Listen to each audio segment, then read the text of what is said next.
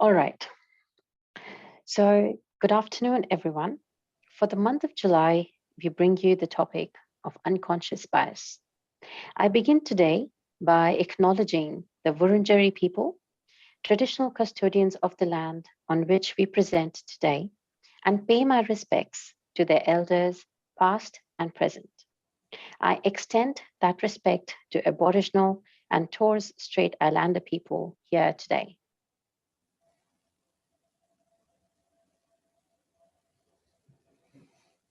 Sorry, just give me a second. Yep, there we go.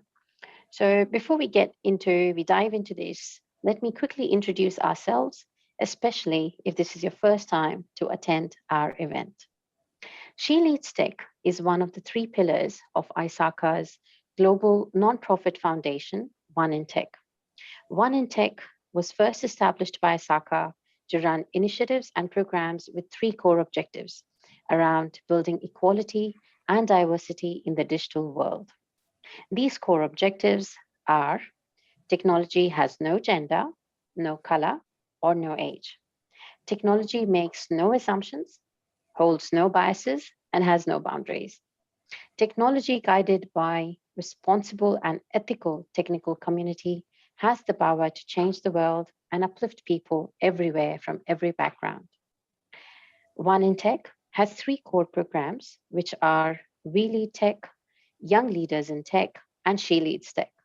The first two endeavor to create pathways for a racially and culturally diverse workforce in technology and seeks to provide under-resourced children with the knowledge and skills required to cope in the digital world. Established in 2017, the third core program, She Leads Tech, is a women-focused program which works to increase the representation of women in technology leadership roles and the technical workforce. Powered through a vast global network of women, IT professionals, dedicated to supporting others, She Leads Tech provides women with mentorship, leadership training, and skills training to grow and excel within that industry. In Melbourne, we are under the leadership of the ISACA Melbourne chapter's Diversity Director, Reshma Devi. She Leads Tech has 7 ambassadors in Melbourne who organize and run initiatives such as these monthly webinars, involvement in promoting gender equality campaigns, such as the International Women's Day, and active communication on updates from ISACA, One in Tech, and subject matters alike. We are also communicating this through our LinkedIn company page, She Leads Tech Melbourne. All of you are invited and you all can participate in our events, and we encourage for you to share our posts in our LinkedIn page so your peers and connections can also benefit from them. Quick housekeeping before we dive in. So today's session will go on for an hour with the presentation from this afternoon's speaker to go around for 30 minutes. This session will be live and recorded. For this afternoon, we will be supported by 2 of our She Leads Tech ambassadors for the Q&A and chat. We have Alathea, who will be monitoring the Q&A box and where you can submit your questions for today's presenter. And we will have Reshma Devi supporting in the chat box where you can raise any technical issues or general webinar issues or questions. Please bear in mind, it would be great if you could keep your questions up until the end of the presentation, and we will make sure that we try and cover all the questions that have been asked throughout the presentation there. Lastly, if you are an ISACA member, we have requested for your ISACA membership number in your registration so that we can send you the details for you to claim 1 hour of CPE credits. If you have not provided your ISACA membership number in your registration, you can provide this on a survey which will be sent out after this session. Now, without further ado, I would like to pass this on to Bron Williams, who is our speaker for the day. Thank you so much, Fatima. Just bring up my screen now. Sounds good. Good, yes. And we'll go from here. Hang on a minute. Good. And that should be good now. So Yes, it thank you is. so much, Fatima. It's lovely to be here and to be with a group of women who are, as most women are, really seeking to grow and develop and strengthen your knowledge in all sorts of different areas. And you can tell by my grey hair that I've been around the planet a few times, or had a few trips around the sun. And I can tell you, growing and changing and developing never stops. So my presentation today is What's Your Water? And as we go through, I think you'll get an understanding of why I use that title. There's an old Chinese proverb that says a fish is the last one to know what water is. I came across this proverb when I first really become obsessed with bias around 2016. And when I saw this, because I love story and metaphor, this really resonated with me, because just like a fish swims in water, breathes in water, swims in water, gets its food in the water, the water surrounds it, but it's actually not aware of the water. As an observer, as a person, we can see the fish and we can see the water, but the fish can't. Now, our biases are very similar to that, because they are such an integral part of who we are and how we think that we don't consciously become aware of them. They are also a huge part of our lives. They influence the way we think, the attitudes we have, the relationships we develop, who we intrinsically trust, and who we often unconsciously dismiss.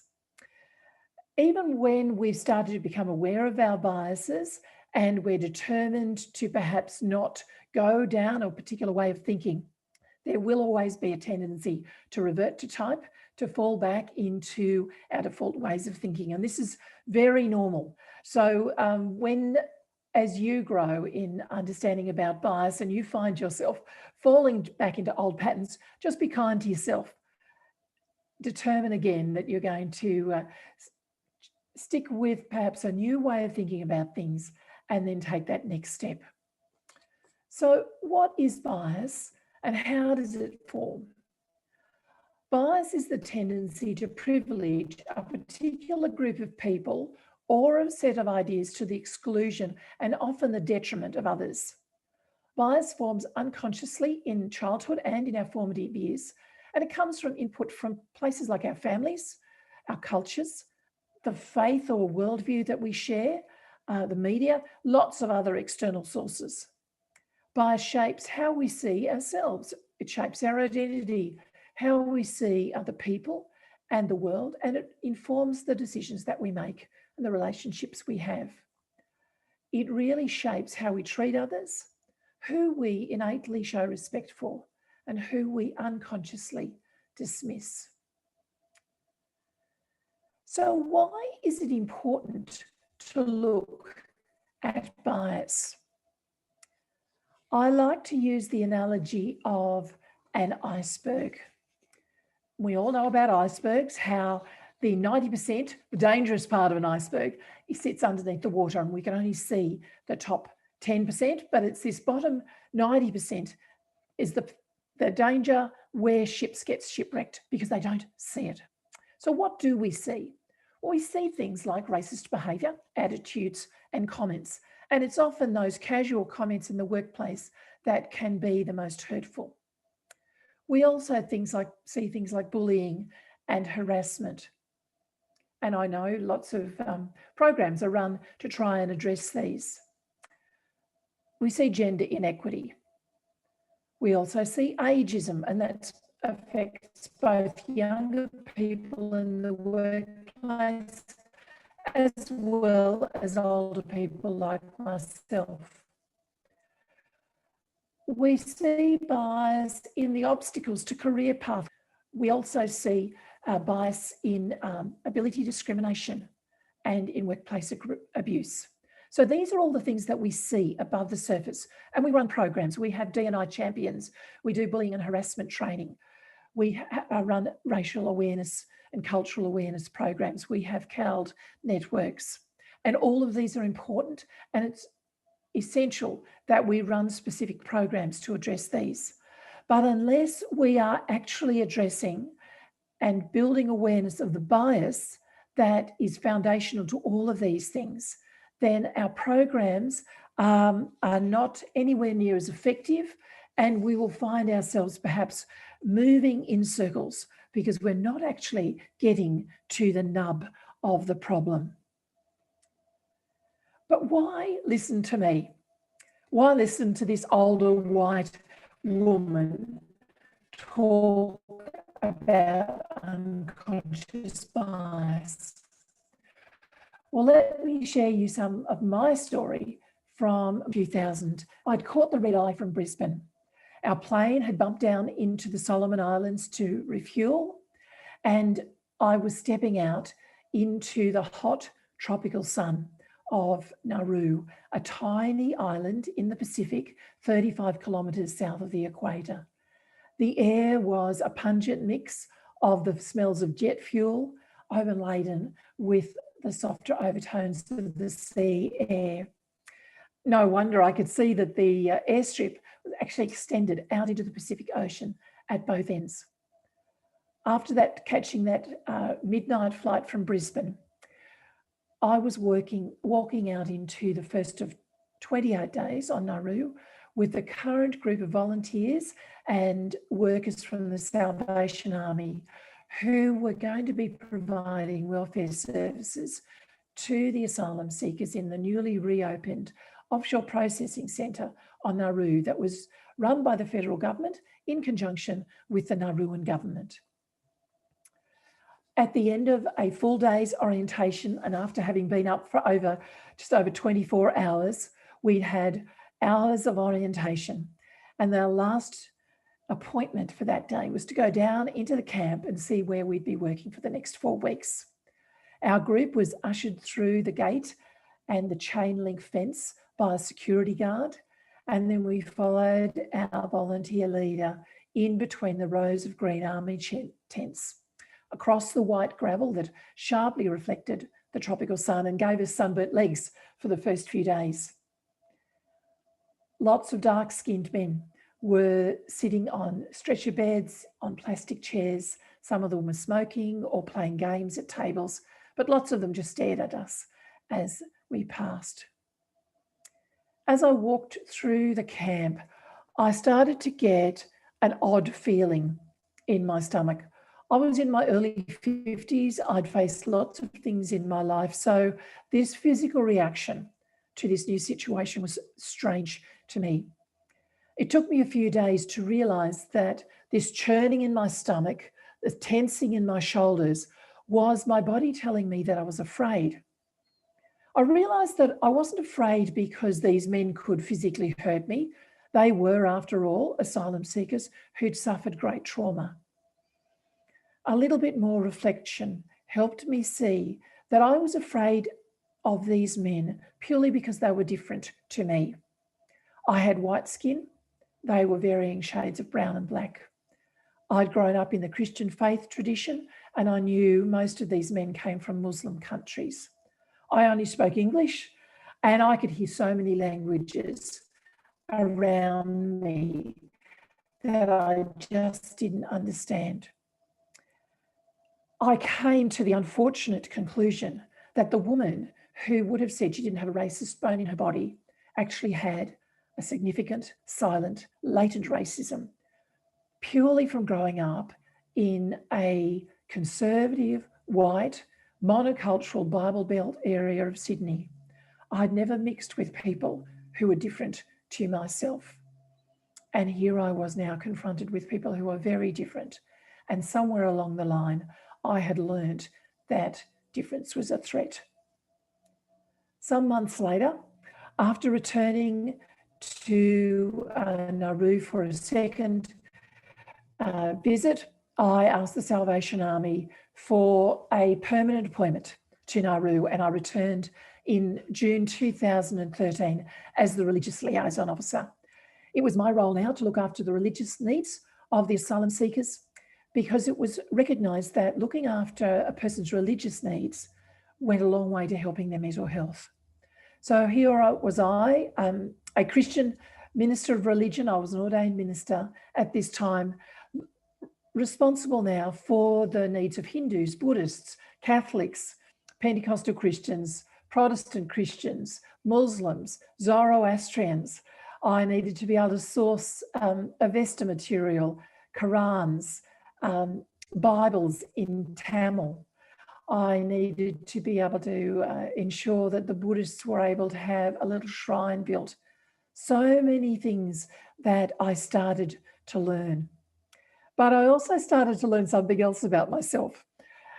During that time, I began to observe that the white expats had this sense of superiority towards the Nauruans who were on the various teams, because there was the Salvation Army team, there was the teams that looked after the, the physical, like the cleaning, the building, food distribution, all those sorts of things.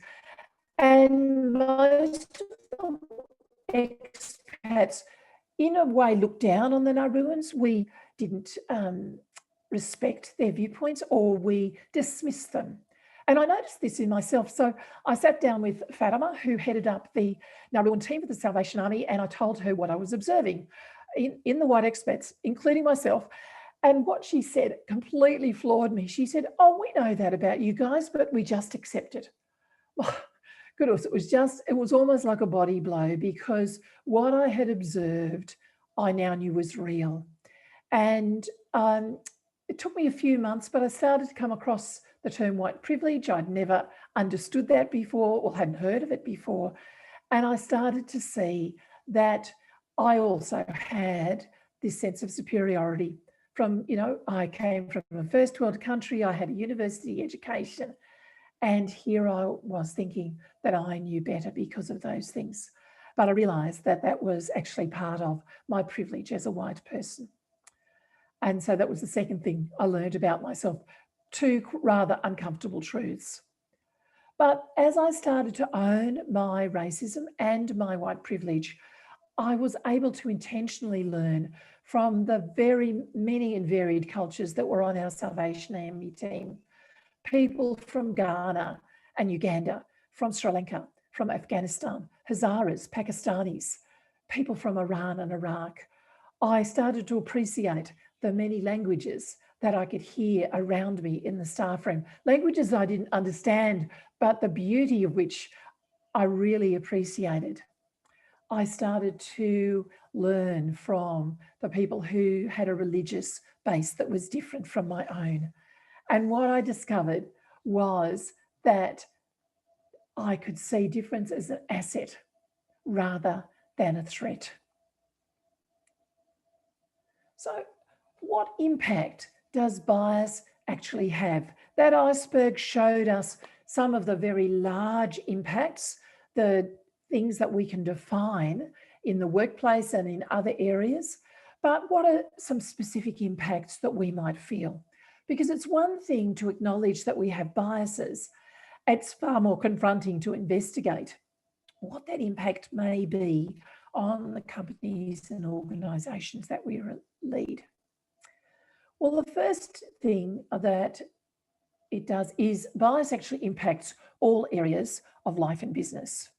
Roger Day Davies, who's an academic and expert in linguistics, says that every single day we make hundreds of decisions, not all of them the right ones. As humans, our decision-making process is heavily influenced by our primary innate biases, which operate in a parallel world to our rational and logical thought processes. Unconscious bias is rife in our workplace, where our background, previous experiences, societal stereotypes, and cultural contexts directly impact the decisions we make without us even realising it.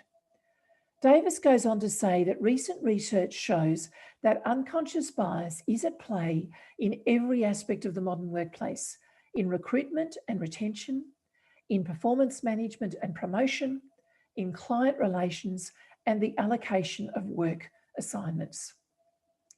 Now, the second impact of bias is that it limits our ability to make clear and informed decisions. Bias hampers our clarity in decision making because it clouds our thinking. We believe we see things clearly, that we are objectively open to all available options. However, we all wear lenses of various shades. We have different hues that we look through that are formed from our life experiences, what we learned as children, and from our cultures. Just like a person who was born with poor eyesight, like myself, is unaware that they don't see clearly until they get a set of glasses. So our biases unconsciously cloud our ability to make clear decisions. We're unaware that we're not seeing things clearly. One of the chief ways that this blindness hampers us is that biases introduce what I call irrelevant constraints.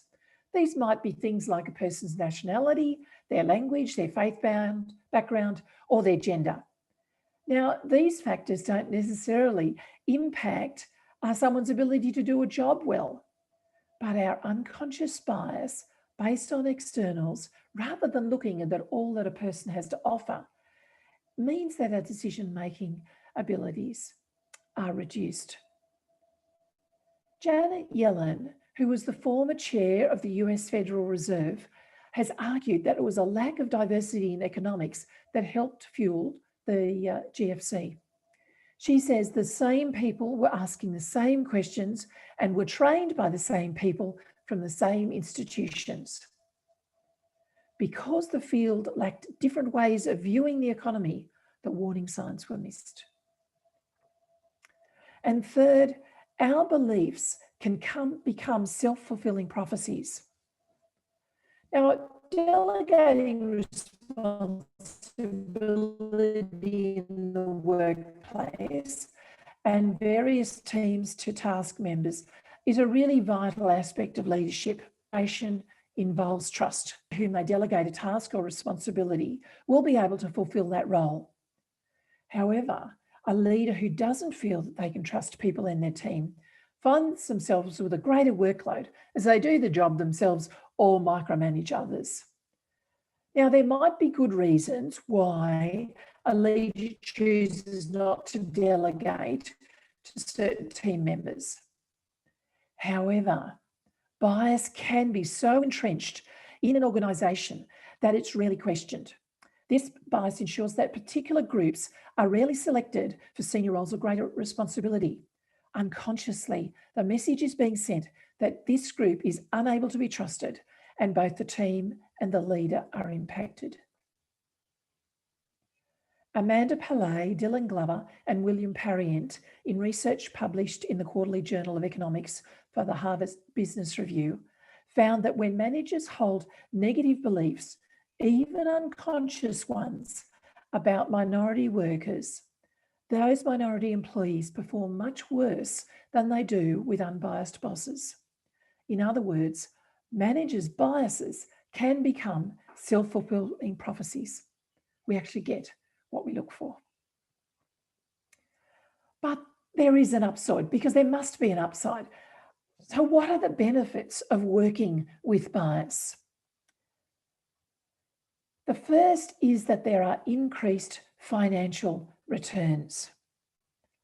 In a report by McKinsey, who collected data sets from more than 366 public companies across a range of industries in Canada, the UK, the USA, and Latin America, found that companies in the top 25% more likely to have financial returns above their national industry medians. Now, as general staff, we may not be able to directly benefit from these financial returns, but if we can help those who are in management understand that addressing bias and building diversity into our corporations is actually going to benefit the bottom line, then this is going to be, it'll be a win-win for everyone. Secondly, it improves staff and customer relations. In a 2015 report, researchers at McKinsey found that the more diverse companies were better able to win top talent and improve their customer orientation, employee satisfaction, and decision-making. And all of that led to a virtuous cycle of increasing returns.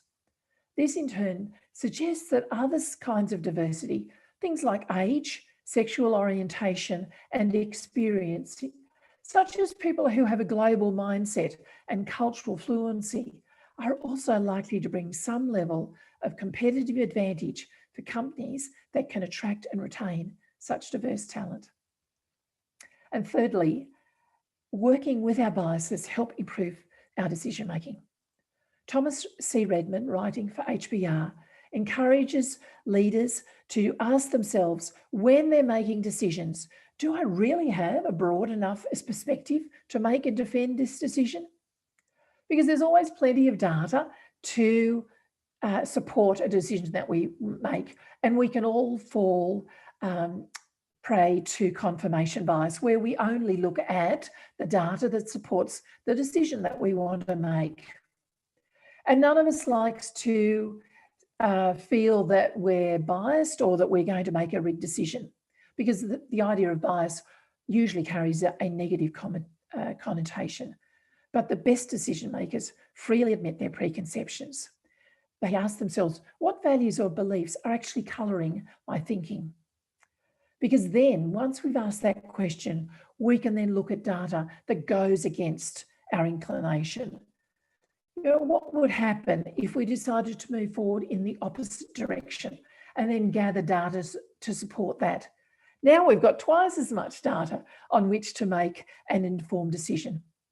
And then the last step is to actually run this by a friendly or two, you know, those people who've got your back, who are wanting the best for you and want you to make the best decisions, because they're the ones who will quite kindly and perhaps firmly tell you that you're barking up the wrong tree, that you are not making the best decision. Because few of us set out to make rigged decisions, but when we're pressured to make a choice fast, we may fall victim to a flawed process. So by asking ourselves tough questions, getting the right people involved, admitting our own preconceptions, and subjecting our thinking to someone who'll really challenge it, we can expose a poor decision-making process and help to correct it. Now, it's really helpful to be able to look at some of the indicators that hidden bias may be operating in an organisation. And I'm going to make a PDF of this available after the presentation today. I'll get that through to Fatima and she can share it with you. Now, I've listed 10 things here. I've got about 20 on my PDF, so lots of things to think about, but I just want to pull out about 3 or 4. Let's have a look at the idea that a company reputation is to be preserved at all costs. Now, company reputation, brand reputation is essential. However, when the health, mental, physical, otherwise, of staff is put at risk because company reputation must be preserved and, say, a toxic workplace is being allowed to develop, then you can be fairly certain that there is a biased viewpoint that is underlying this, where there's a favouring of company reputation over what is good for staff, without realising that if we address what is good for staff and make sure that's happening, then company reputation will actually flourish as well. Also, things like micromanagement. Now, I put micromanagement in a very similar category to bullying and harassment, because most micromanagers, like bullies, are insecure people. They're people who can only see their own perspective. They have a bias towards the way that they think. We've all been under a micromanager, that person who stands at your shoulder telling you exactly what to do, the person who tells you which words to use on a telephone or which words to write in an email, who checks in on you 10 times today to see whether you have done your work, who doesn't recognise that there can be more than one way of getting a job done, of achieving the results. So micromanagers, like bullies, are insecure people who are biased only towards their own way of thinking, who, live by the mantra, it's my way or the highway. Gossip is rampant. This is a wonderful indicator, or not so wonderful, that bias is operating in the workplace. Now, it's great to be able to share news, in the tea room, at the water cooler, and we all are partial to a little bit of gossip. However, when gossip becomes one of the primary methods of communication, or where gossip is really isolating a particular person or a group of people, that you can be sure that bias is operating, because that bias separates people. Bias excludes people. It says that that person does not fit the group, and therefore we are able to make up stories. We take a tiny little bit of truth and we build it out into something much bigger. And that's what the gossip does. So if gossip is rampant, if it's something that is the fundamental way that people communicate, if there's a lot of talking behind the scenes and nothing being addressed out in public, then you can be certain that bias is operating in your company. And then finally, let's have a look at new ideas are dismissed.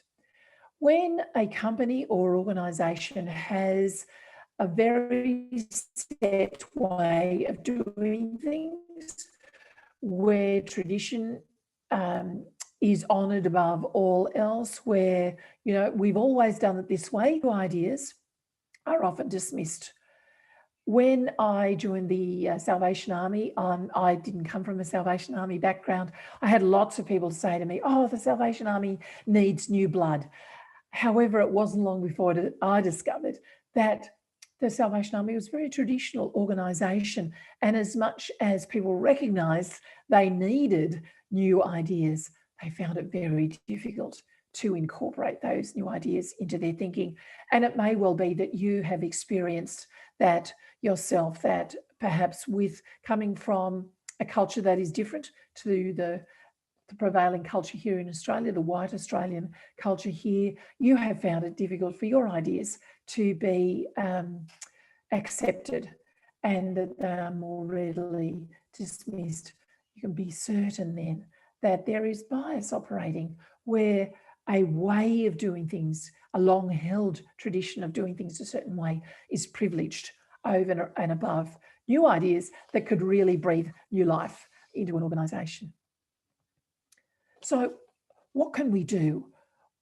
What are some initial strategies? So building on the work of Berkshire Associates, these strategies are a great way to start. The first is to encourage discussion of biases in the workplace. Self-awareness is the first step, and it is key. One of my mantras is that awareness is more than 50% of the game. We need to own that we are biased, that we have biases, because bias is just part of how we think, before we can actually address them. So let's talk about bias. Let's make it part of our conversation. Second, be aware of the impact that biases have on decision making. Discuss how they can potentially impede progress towards a company goal. Again, this is about having open and honest discussions. Be aware, talk about bias, normalise the conversation. Know that it's almost like part of our psychological DNA, that everybody has bias, says everybody is biased. Let's get away from the blame game. Third thing we can do is to survey employees about their experiences with unconscious biases, as well as any hidden barriers that may exist within an organisation. I suggest that this is really a really important thing to do with new employees in their first 6 months in an organisation or company, because it's those people who are new to an organisation who are able to see things that those of us who have been there for a longer time have become used to or inured to. So fresh eyes are able to see things differently. And then finally, start to implement policies and practices that ensure that unconscious biases are not impeding our efforts towards developing an inclusive and diverse workplace. Now, we all know what it's like when we've gone away to training, we come back with great ideas and we want to implement things and nobody's interested. The box has been ticked for that particular sort of training. Nobody actually wants to do anything about it. But if we see that not only is training important, but that we must implement it, that we have to help everybody get on board, if we can do that, then we can develop the kinds of workplaces that we're aiming for. Wharton Management, based at the University of Pennsylvania, states that the effectiveness of unconscious bias education hinges on a number of factors. And these are there. The first is that all team members understand that anti-bias is part of the overall culture of an organisation, not just lip service. The companies that I have talked to who are actively and effectively addressing unconscious bias have procedures in place where bias becomes front of mind, where they're consciously aware that they are biased, that they can make biased decisions. And so they ask themselves questions. What's colouring my understanding of this situation? What is shaping the way I make decisions? And if we are able to talk about bias as a normal part of life, normal part of how we build relationships, how we write policies, how we make decisions, if it becomes a normal part of the workplace, then we are much more able to address it in an effective way. Secondly, these anti-bias discussions must take place outside of an educational seminar. It's great to have seminars and webinars like this, but if we leave it here and don't take it into the real world, then we're actually not going to change anything. We need to start looking at how is bias impacting our hiring. And I certainly know that companies are starting to do that with their application process. But how is it also impacting things like job evaluations? What biases are being brought to play in the interview situation, in looking at how people are functioning and how well they're doing their job? And how well are we looking at the interviews, the attitudes that are displayed, even the questions that we ask as we address both interviewing and the job retention space. And then finally,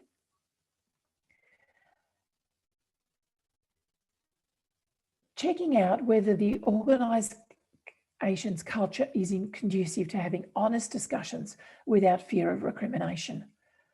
None of us like the sense of, if I speak about something, my job is going to be on the line, my reputation is going to be damaged, I'm going to bear the blame.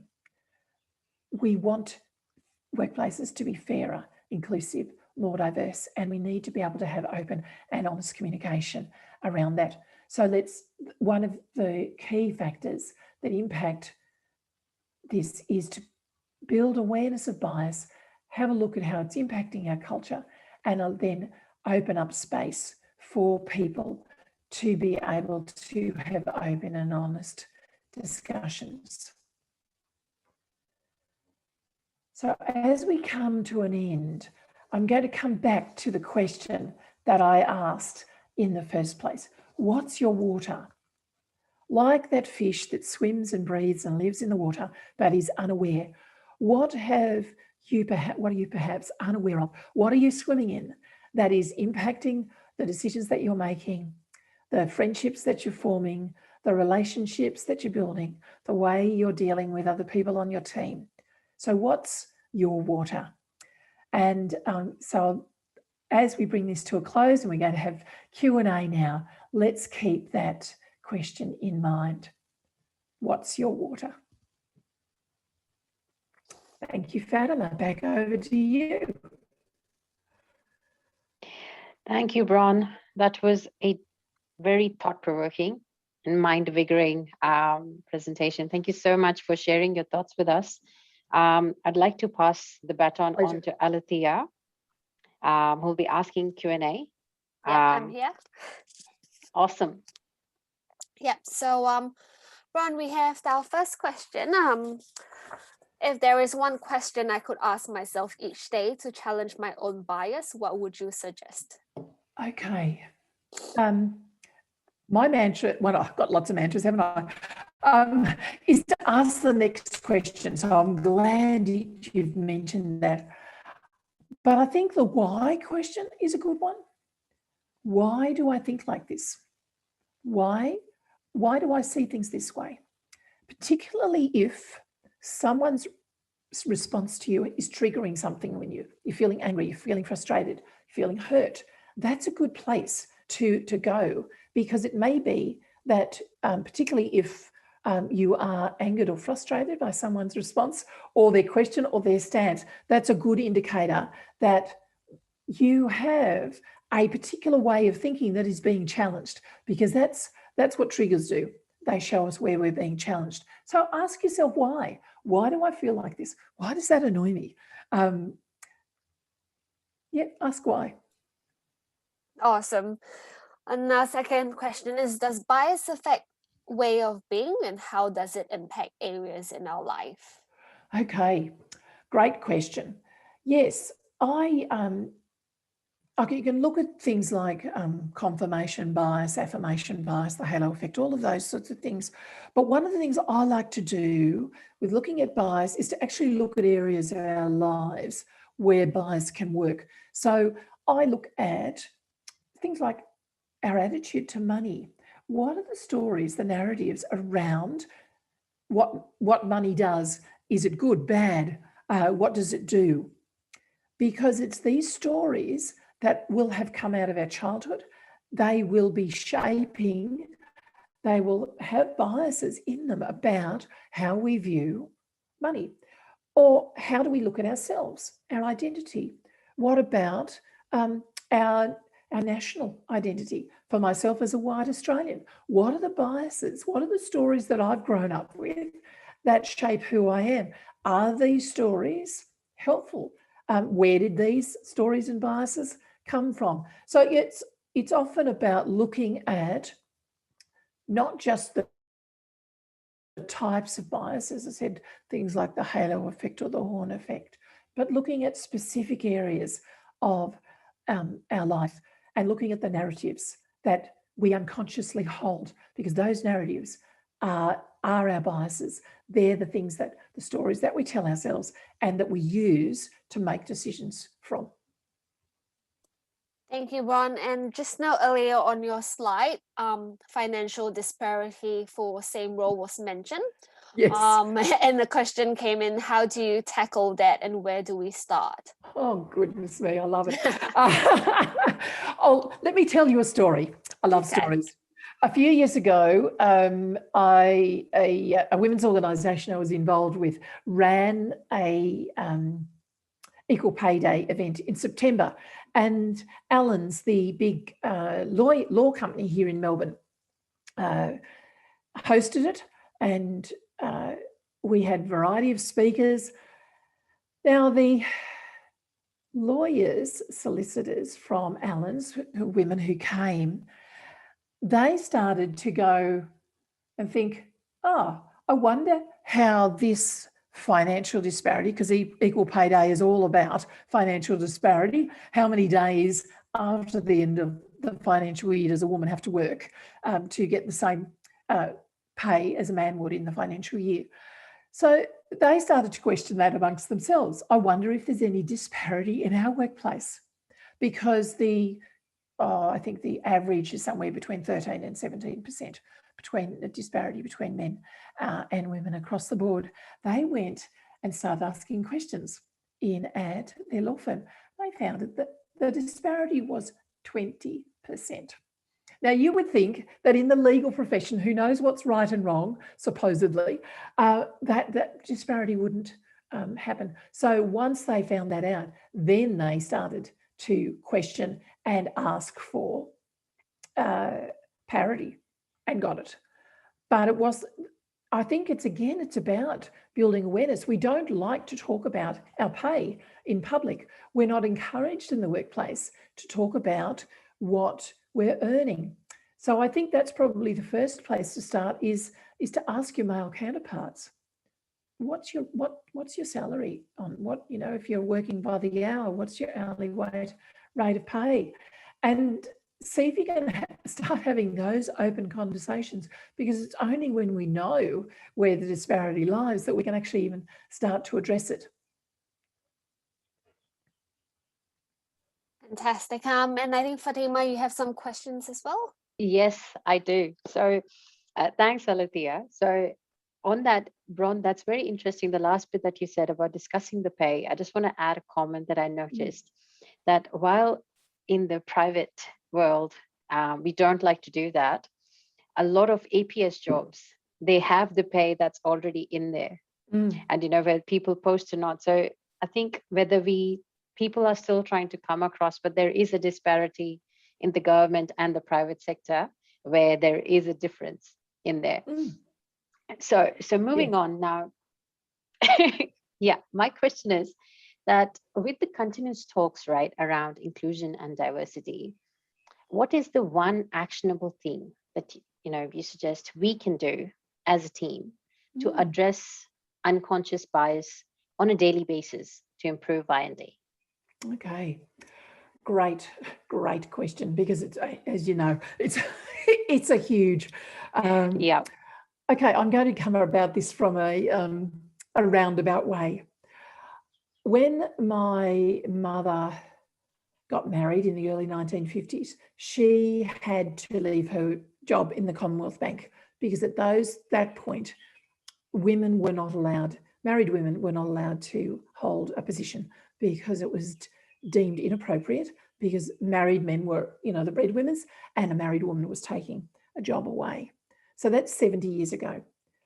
We would think now, we look back and go, that's horrible, horrific. And yet that's in just outside my lifetime. That was the situation for women. So I suppose the first thing I want to say is to be encouraged that we are making progress, because we can always look and see how big the task is. So yes. I suppose that's one of the first things I want to say is be encouraged that we're making progress. The fact that we run unconscious bias webinars, that we have DEI champions, that we have CALD networks, those things were not in the workplace when I started, if 30, 40 years ago. Absolutely. So we have made huge progress. So be encouraged. And understand too that change is incremental. We think nothing's changing, but we look back and see how far we've come. So be aware that the change is incremental. It's tiny steps. So in terms of what is the next step, I think the best step is to start talking about bias as a real thing, as something that influences and impacts everybody, that it's part of the human condition. Because I think as we start to talk about this as something that impacts everybody, and it doesn't matter which culture we were raised in, how old we are, what gender we are, we all have biases, to remove the negative stigma around it. Because, bias, you're biased, poking the finger, has always been a judgmental thing. So if someone does that to me, I go, yep, I know. It diffuses the situation, takes out any sort of sense of guilt or shame. So I really think start talking about bias, about your own biases, start to look at them, start to look Absolutely. for them. I often have people in webinars go, how can I help my boss see that they're biased? No. we can only work on ourselves ever. But I think as we introduce these concepts into conversation as a real thing, not just as, an academic exercise. And that's why I always share my stories, because I want people to understand this is real for me. I try to live this out every day. And I'm happy when people say to me, have you noticed this about yourself? Because 9 times out of 10, I won't have. I don't have that capacity as a human being. I need someone else to feed back stuff to me. So let's, Leah, ask the next question, keep the conversation going, normalise it.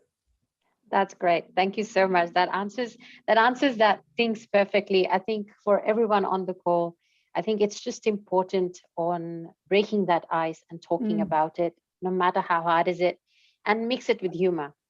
Because suddenly, if it doesn't fly, it's a joke. At least it will put a smile on someone's face, right? Yeah. And there's That's one more question that just came in. So yeah, Alethea, a sure thing. yes. Okay, I'll let you ask that question, Yeah. and then I have one more, but I'll wait for that cool. question first. Yeah. So how can we cultivate a behavior of consciously understanding bias and correcting the behavior in children? Oh gosh, okay. Fantastic. Wow. Yeah, because I often think about that. I think, oh, my grandchildren already have biases. You know, the youngest is 4. So, yeah, she already does. She doesn't know it yet, and she won't be able to address them until she's older. For ourselves, I think it's, first of all, accepting the idea that we are biased and that that's actually okay. You know, none of us, like I didn't set out to have racial ideas or racist ideas. That's not part of how I see myself. You know, that's what Roger Davies talks about, that parallel universe that exists here with our biases alongside our rational and logical thought processes. But just, yeah, so just accept that it's part of who we are. And I think with children are so wonderfully, they're both wonderfully unbiased in that they form friendships and they take people at face value, and that's fantastic. And yet they are also wonderful reflectors of us and our attitudes. And as parents, sometimes we look at our kids and go, oh my goodness, there I am, you know, talking right back at me. And I think it's probably when children in their beautifully unguarded ways say things that give us pause, when they express an idea that perhaps we don't think is helpful, that it's then that we can start to have those conversations with them and ask them, what, you know, why did you say that? Why do you think that about so-and-so? Because then they might actually feedback that they heard Dad say it, or they heard Mum say it, or they heard Auntie Flo say it, or they heard the guy down the road say it. Because, you know, kids pick up the most amazing things. They're really wonderful sponges. So, yeah, again, and I think, as you said, Fatima, just keep it light as well. If we can get all the, as I said, all the guilt and shame, all the, you know, the nastiness and judgmental ideas out of looking at bias, understand it's part of who we are as human beings, and we can deal with that seriously but lightly. I think that's the key. It sure is. Yeah, fantastic. Another one as well, because you mentioned earlier about asking colleagues about pay, having that conversation regarding, you know, salary. But what if you're prevented from doing so, like if the management forbids it? Oh, that's good. Yes. I'm not actually sure. Can I say I don't know? What I would do is, I think, really discuss with those, like, if you could, I'm sure you can discuss with your friends about pay. Even if you can't talk in a more formal manner about things. However, I'm sure you, and look, I'm sure you'll correct me if I'm wrong, but I would hope that you can go to your line manager and say, I am concerned about possible financial disparity in our team, in our department. I would like you to be able to look into that for me, so that it then becomes not just a personal issue. You're not saying, I need more money, you know, I'm unfairly treated here, but taking a more, like a step back, a more general viewpoint, and say, look, I'm concerned about this. I want to make sure that this is not impacting our department. You know, couch it in terms of, I'm sure you wouldn't like this to be happening, you know, appeal to their better nature. I would hope that most people who are in the management position would be open to those sorts of conversations and would then follow through. And I'm sure you can follow up on that yourself without making too much of a nuisance of yourself. But then again, it's the squeaky wheel, isn't it? It actually gets things done. So I hope that helps. Thanks, Bron. And I think Reshma has, Fatima has another question. Yeah. That's all right. We've been trying to collaborate this. So thanks, Alethea. So Bron, on that bit, that definitely is, I think, so this is for all the attendees. I just want to add one liner on this, that in the workplace, a lot of organizations make it really safe to voice about all of this, right? But having said that, if you're in an environment where it's a smaller organization and maybe there's not enough support and you still want to bring this up, do tread lightly, be conscious of your audience, right? Engage them and then get into that conversation where if you want to be open about your pay and you want them to be open, don't talk about just figures. Talk about the ballpark. No.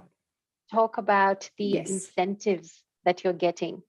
And maybe then gauge that, okay, is someone else also able to get those benefits, right? So probably, guys, that'll help you make it more cohesive and collaborative. Now, because I think it's about it. Yeah, it is about getting it for everybody, not just yourself. Yes, absolutely.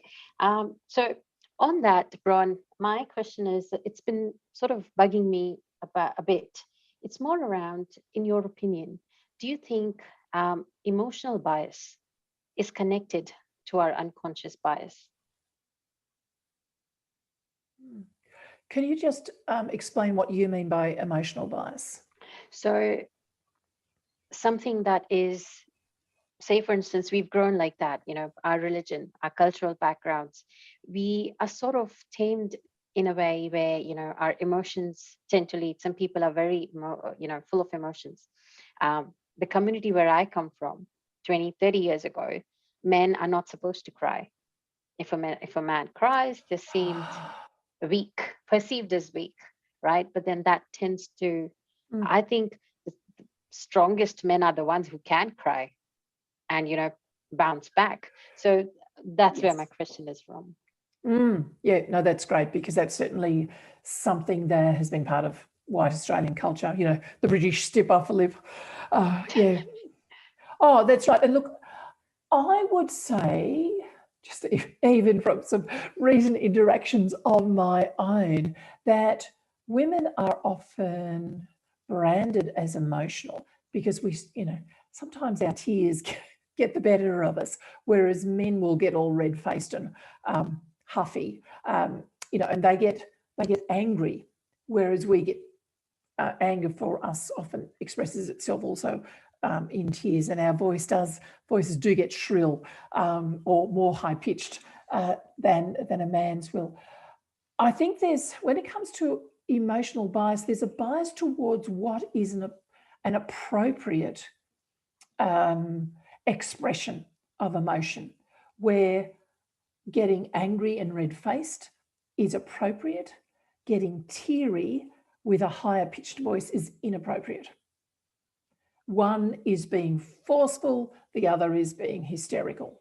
So we have biased language then around it. So yes, I agree in the area of emotions.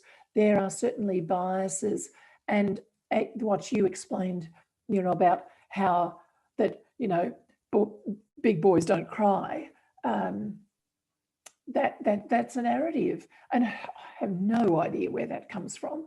But I suppose it comes from a bias towards the strong, silent type of male, that strength means keeping everything inside, that the showing of emotions, particularly things like fear or tears, is seen as a weakness, whereas actually it's just a recognition that we're a human being.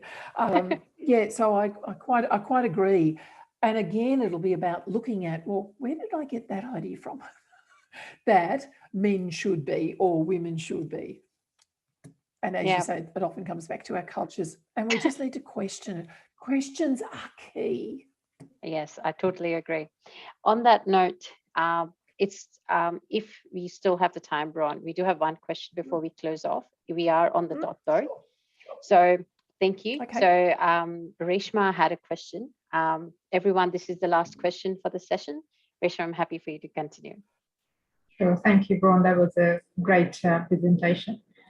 My question is sort of fitting into what Fatima was saying, but also relating to human being the being of how we portray ourselves. So my question is very towards the awareness part of it, where it talks about sometimes we're not aware of the bias, and that's the unconscious. So the question is, how does the unconscious bias impact other parts of being? So, you know, your contribution, your forgiveness, or having the courage or the fear or anxiety, these things. So how does that bias impact other parts of you being human, you the being that you hold? Yep. Look, that's an excellent question, because it does. Because our biases are the stories that we tell ourselves, or the narratives that we've been told about who we are. So particularly around identity, that, and I'll just share one from my own life. Now, I have always done well academically at school, and I love that space. However, my mum said to me that my brother was the most intelligent in our family and I was a plodder. Now, I have an honours degree. I could go on and do my PhD. I know I'm an intelligent woman. It's actually taken me decades, though, to get past that idea of being a plodder, that I've only got where I've got because I've plodded and I've persevered. Actually, and I've had to come to grips with the fact that I'm an intelligent person. There's absolutely nothing wrong with that. But see, I had that story fed to me when I was younger. And I think that came out of my mum's biases around, well, of course, it was the men in the family, the boys in the family who had to be, couldn't have a girl who was more intelligent than the boy now, could you? Come on, that just doesn't work, you know, because the males were the breadwinners. It just fed back into all of those stories. And I don't think my mum intended that to be hurtful, but it did actually shape how I valued my intelligence for many, many years. So yeah, it certainly impacts us. And again, it's about questioning ourselves. Why do I think that? Or why does this story keep coming up, this narrative keep coming up in my head? Or why do I always deal with that situation in that way when, you know, the particular way we're dealing doesn't get us where we want to go? So it's, yeah, again, it's always about asking that next question. Yeah, wouldn't the world be much simpler if we didn't have these stories? And Fatima, it would be great to get Bron back again to speak just on one event, one webinar, just on stories. And it's not the everyday story we think about. It's something we can really improve our own selves if we get rid of those stories. Absolutely. Yes. I totally agree. So on that note, thank you. There was an amazing response, an amazing session that we've had.